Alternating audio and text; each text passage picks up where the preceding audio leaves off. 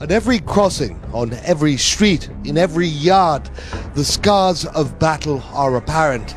And today, we followed in the footsteps of Ukrainian nationalists as they turned people's homes into firing ranges. As Ukrainian troops retreated deeper into the city, they would, in every single residential building, they would break down the doors into apartments to set up new firing positions, again drawing fire on these apartments, on themselves, leaving people with nowhere to live.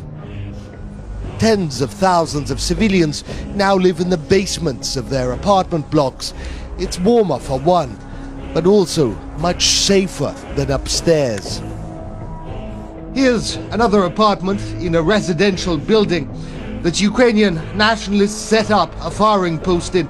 All over the place, bullets, empty shell casings, but also here a primed grenade launcher. It has been primed, as I said. It may have malfunctioned, but it would be very dangerous to touch it or disturb it. In any case, this is a job for sappers. The higher you are, the better the view, the farther you can see and shoot, even if you have to climb over the heads of civilians. Everywhere you'll find magazines, unexploded shells, bullets, even grenades that fail to detonate, and occasionally the vials, syringes and peels that fueled nationalist regiments. Here is another apartment broken into by Ukrainian nationalists that are a great view out of this window, and they set up a firing position here, a variety of calibers, empty shell casings, but also, as in many places that we visited, empty syringes, apparently the end of a vial here.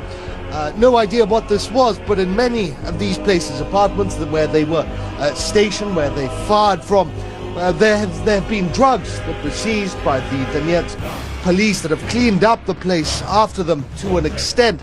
But we know for a fact that Ukrainian nationalists are heavily dependent on amphetamines.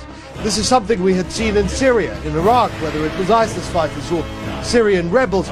They would take these amphetamines and they could keep going without sleep, without rest, without food, drink or water for days and days.